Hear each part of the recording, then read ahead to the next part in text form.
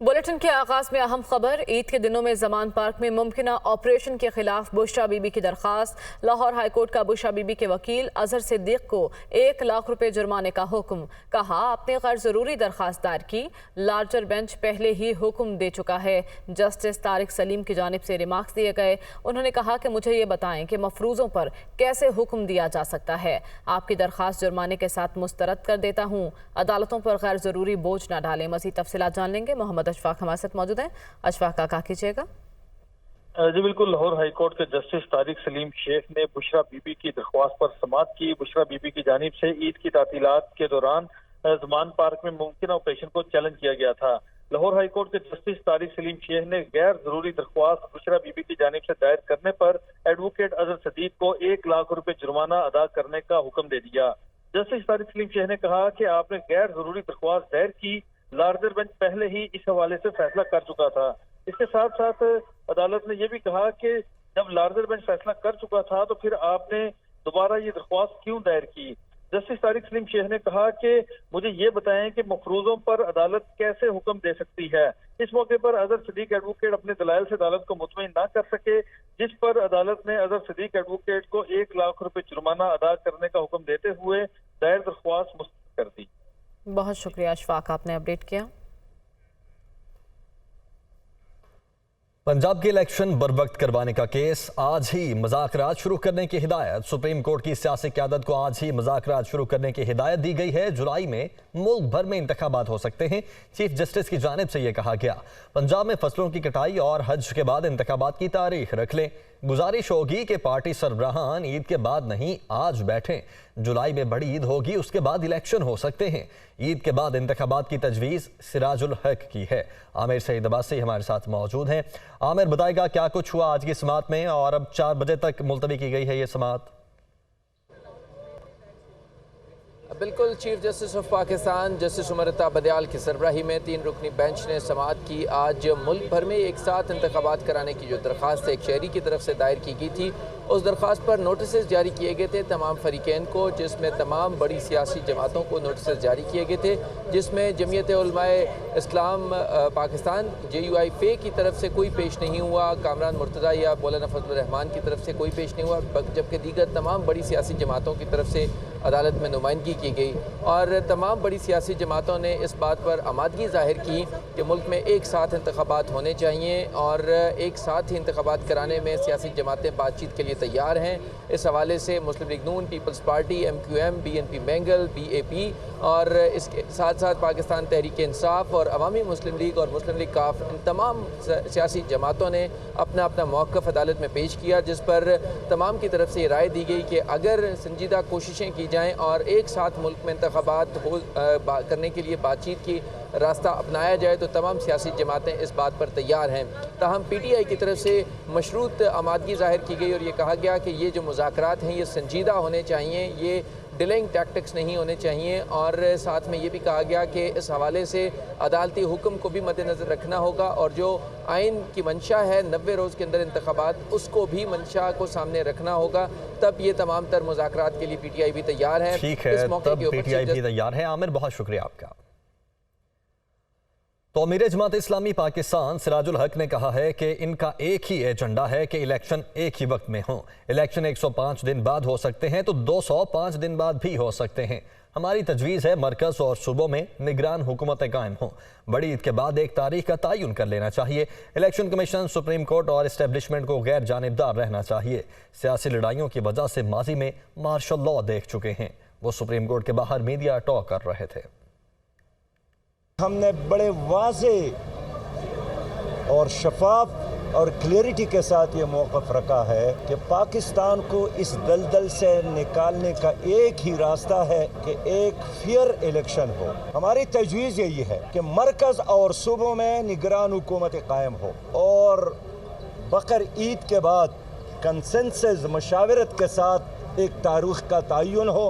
तो आज supreme court में मैंने यही अर्ज़ किया कि अगर 90 के बजाय 105 जायज़ है तो फिर 205 भी जायज़ हो सकते हैं। तो अगर आप नहीं चाहते हैं कि एक और इमरजेंसी हो, प्लस इमरजेंसी हो, मार्शल लॉ हो, तो एक ही रास्ता है कि सियासी जमातें आपस में डायलॉग करें और एक तारीख पर मुत्तफिक हो जाएं।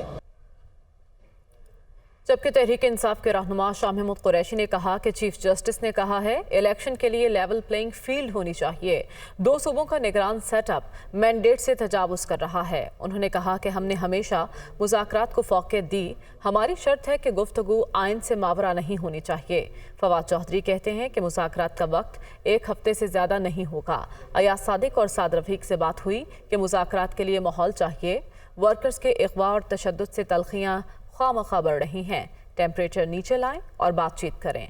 वो सुप्रीम कोर्ट के बाहर मीडिया से गुफ्तगू कर रहे थे। जस्टिस साहब ने एक बड़ी खूबसूरत बात की और दुरुस्त बात की, और उन्होंने कहा कि इलेक्शंस के लिए एक लेवल प्लेइंग फील्ड होना चाहिए। जो इस वक्त पंजाब का और खैबर पख्तूनख्वा का जो निगरान सेटअप है, जो उनका मैंडेट है, आईनी मैंडेट है, उससे वो तजावुज़ कर रहे हैं। हमने हमेशा डायलॉग को फौकियत दी है। एक ही हमारी बुनियादी शर्त है और वो शर्त ये है कि गुफ्तगू आइन से मावरा नहीं हो। अपने 1 हफ्ते में ये मुज़ाकरात के करीब जो है वो कंक्लूड करना है। 1 हफ्ते से ज़्यादा का टाइम नहीं है। साद रफीक साहब से भी यही बात कर रहा था कि देखिए, मुज़ाकरात के लिए एक माहौल होना चाहिए, लेकिन अगर आप तशद्दुद पे करेंगे, लोगों को उठाएंगे, सख्तियाँ करेंगे, ज़ाहिर है उससे तल्खियाँ पैदा होंगी। आप टेम्परेचर्स को नीचे लाएँ, बातचीत करें। और वफाकी वज़ीर ख्वाजा साद रफ़ी कहते हैं कि हमारी ख्वाहिश है इंतखाबात एक वक्त पर हों। अलग अलग इंतखाबात कराए जाते हैं तो कौमी वहदत को नुकसान पहुँचेगा। उन्होंने कहा कि माजी के फैसलों पर हमारे तहफ़्फ़ुज़ात और एतराज़ात अपनी जगह कायम हैं। हम आपस में बात करेंगे, फिर आगे की बात होगी। वो सुप्रीम कोर्ट के बाहर मीडिया से गुफ्तगू कर रहे थे। पाकिस्तान के लार्जर इंटरेस्ट में और आइन की सरबलंदी के लिए हम सब आज यहाँ अदालत में हाजिर हुए हैं। हम ये चाहते हैं कि पाकिस्तान का आइन सरबलंद हो और आइन की तमाम शिकों पर अमल किया जाए। हम ये भी चाहते हैं कि मुल्क में इंतखाबात अपने वक्त पर हो और एक वक्त पर हो, और अगर किसी एक सूबे में या 2 सूबों में वफाक और बाकी सूबों से हटकर इंतखाबात करवाए जाते हैं तो इससे कौमी वहदत को शदीद नुकसान पहुँचेगा। माजी के जो फैसले हैं उस पर हमारे तहफ़्फ़ुज़ात, हमारे एतराज़ात अपनी जगह बरकरार हैं। हम अब कंसल्टेशन आपस में करेंगे और उसके बाद फिर इंशाअल्लाह ताला आगे की बात होगी। डॉक्टर यास्मीन राशिद कहती हैं कि सबको सूबाई असम्बली की टिकट्स नहीं दी जा सकती। टिकट्स देने का फैसला इमरान खान ने खुद किया है। नून लीग के पास अब बेहतरीन रास्ता इलेक्शन का बायकॉट है। बायकॉट करने से नून लीग की रही सही इज्जत बच जाएगी। लियाकत अंसारी नुमाइंदा खुसूसी हमारे साथ मौजूद हैं। लियाकत बताइएगा मजीद क्या कहती हैं यास्मीन राशिद? बिल्कुल, क्योंकि आज तहरीक इंसाफ ने जो है वो पार्टी टिकट जारी कर दिए हैं और बड़े सीनियर और बहुत से लोग जो है वो पार्टी टिकट से महरूम रहे हैं। तो इस हवाले से डॉक्टर यास्मीन राशिद ने पॉलिसी स्टेटमेंट जारी करते हुए कहा है कि जिन लीडरों को सूबाई असम्बली के टिकट नहीं मिल सके वो कौमी सियासत में किरदार अदा करेंगे। अभी कौमी असम्बली और बल्दियाती इदारों के इंतखाबात होने हैं तो इन रहनुमाओं को वहाँ पर एडजस्ट किया जा सकता है। उन्होंने मुस्लिम लीग की तरफ से इंतखाब के बाइकआउट का जो ऐलान है उस पर तबसरा करते हुए कहा कि बाइकआउट करने से नून लीग की रही सही इज्जत बढ़ जाएगी। सबको जो है इस बात का अंदाजा हो गया है कि मुस्लिम लीग के पास जो है वो कैंडिडेट नहीं है, इसलिए वो इलेक्शन से राह फरार इख्तियार कर रही है और उनके पास अब यही बेहतरीन रास्ता है कि वो इलेक्शन का बाइकआउट कर दें। ठीक है कि वो इलेक्शन का बाइकआउट कर दें। लियाकत, बहुत शुक्रिया आपका। Welcome back. परदेसियों का अपनों के साथ ईद की खुशियां मनाने के लिए वापसी का सफर जारी है। इस सिलसिले में बड़ी तादाद में परदेसी बस अड्डों का रुख कर रहे हैं। टिकट्स नायाब होने की वजह पर परेशानी भी दिखाई दे रही है। ओवरलोडिंग और ओवरचार्जिंग का शिकवा भी किया जा रहा है। हमारे नुमाइंदगान हमारे साथ मौजूद हैं, उनसे तफसीलात जान लेंगे। अब्दुल कादिर लाहौर से हमें ज्वाइन करेंगे, जबकि मुल्तान से नुमान खान बाबर हमारे साथ मौजूद होंगे। इस्लामाबाद से सूरत हाल बताएंगे ओवैस अब्बासी और कोयटा से फरीदुल्लाह खान हमें अपडेट करेंगे। तो सबसे पहले लाहौर का रुख कर लेते हैं, क्योंकि बहुत से परदेसी लाहौर में मौजूद हैं और अपने अपने आबाई इलाकों में वापस जाना चाहते हैं। अब्दुल कादिर, क्या सूरत हाल है इस वक्त बस टर्मिनल्स पर और कितना रश दिखाई दे रहा है? ओवर चार्जिंग का शिकवा भी कर रहे हैं क्या परदेसी?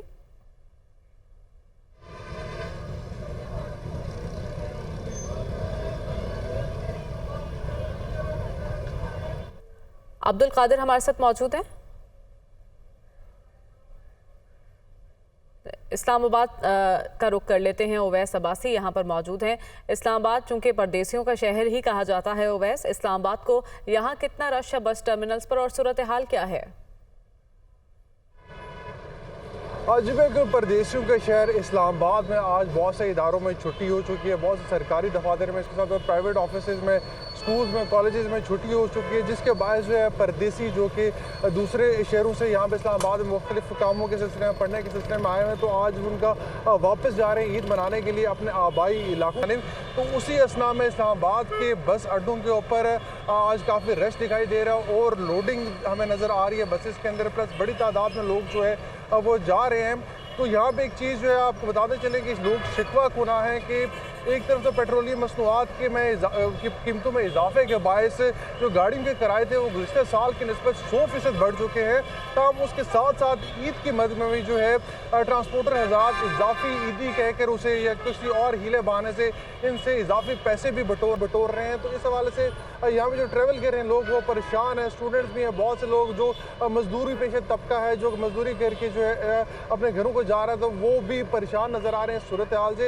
एक जानब जो सीटें नहीं मिल रही, फिर उसके दूसरी जानब जब उनको जगह मिल रही है तो उसमें इजाफी किराए चार्जेस किए जा रहे हैं। उसके साथ साथ यहाँ पे कुछ और चीज़ भी आपको बताते चले कि इंतज़ामिया की जानिब से कोई भी यहाँ पर मौजूद नहीं, इंतज़ामिया की जानिब से चेक एंड बैलेंस का कोई सिलसिला नहीं है। लोग अपनी मर्जी के मुताबिक मनमाने चार्जेस ले रहे हैं और इंतज़ामिया यानी कि यहाँ पर अपनी मनमर्जी जारी है। शहर आलिया का रुख कर लेते हैं। ब्यूरो चीफ दुनिया न्यूज़ नुमान खान बाबर हमारे साथ मौजूद हैं।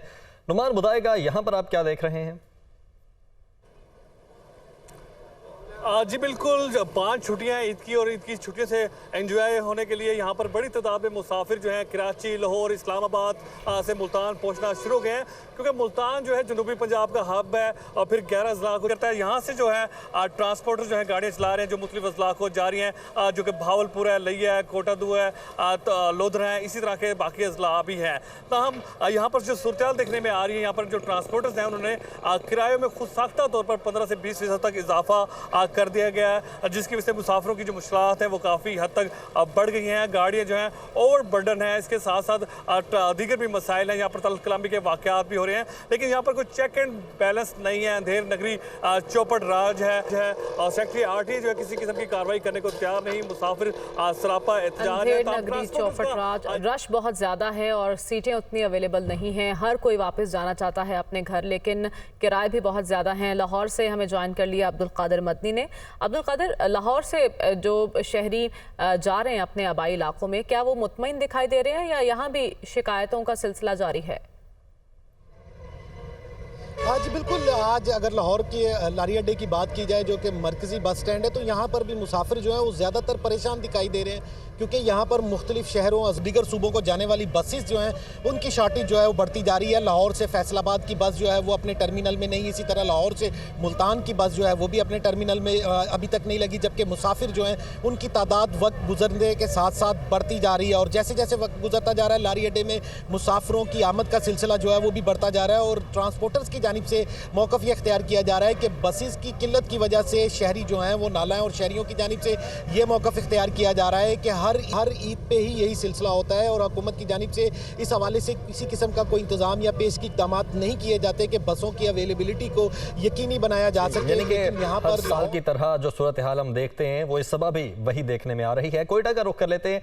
फरीदुल्ला हमारे साथ मौजूद हैं। फरीद, बताइएगा यहाँ पर क्या हालात हैं? हाँ जी बिल्कुल, यहाँ के हालात भी मुल्क के दूसरे सूबों की तरह मुख्तलिफ नहीं। ज़्यादा से अगर बात कराएं तो कोयटा शहर के यहाँ अब तक गुज़श्ता एक हफ्ते से अब तक जो बात करें जो पब्लिक ट्रांसपोर्ट से 40,000 जो मुसाफिर है मुल्क के दूसरे सूबों को गए। अगर कोयटा के जो इर्द गिर्द के इलाके हैं, जो बलूचिस्तान के अपने अजला हैं, उसमें तकरीबन 1 लाख जो मुसाफिर थे यहाँ परदेसी तो वहाँ जा चुके हैं। लेकिन अब देखने में सबसे बड़ा जो मसला आ रहा है, आज का दिन आखिरी दिन इन मुसाफिरों के लिए कि अपने मंजिलों को पहुँच सके, क्योंकि कल की ईद चांस में कल होती है, परसों मालूम नहीं। सबकी हर की कोशिश है कि जल्द अज जल्द उन्हें सवारी मिले और अपने इलाके को जाए, लेकिन देखने में आ रहा है कि ओवरलोडिंग हो रही है। ओवरलोडिंग के साथ साथ ओवर चार्जिंग भी हो रही है। पहले इन्होंने 500 रुपये पर हेड जो था उन्होंने सवारी को उन्होंने बढ़ा दिया था, लेकिन आज सुनने में आया बहुत सारे मुसाफिरों से हमारी बात उन्होंने शिकायत की कि 1500 रुपये तक ओवर चार्जिंग किया जा रहा है। ठीक है, इंतजामिया नाम की कोई चीज़ कहीं दिखाई नहीं दे रही। बहुत शुक्रिया। कोयटा से फरीदुल्ला, इस्लामाबाद से उवैस अब्बासी, मुल्तान से नुमान खान बाबर और लाहौर से अब्दुल कादिर मदनी हमें अपडेट कर रहे थे।